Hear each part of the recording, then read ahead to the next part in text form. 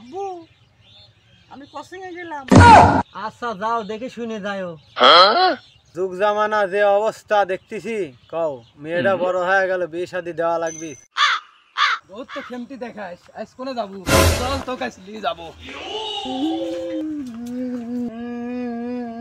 কেরে বেটি, তোর কি হইলো? ওই পাড়ার চুইকে আমাকে সর্বনাশ করে বলাইছে আব্বা। কি কস বিটি? আমার বিটিকে এত বড় সর্বনাশ করলো ওই পাড়ার একটা চুইকে? আয় হায় রে, আয় হায় রে, আমি কাগরে মুখ দেখাবো। তুমি যদি ওর বিচার না করো আমি কিন্তু আত্মহত্যা করবো।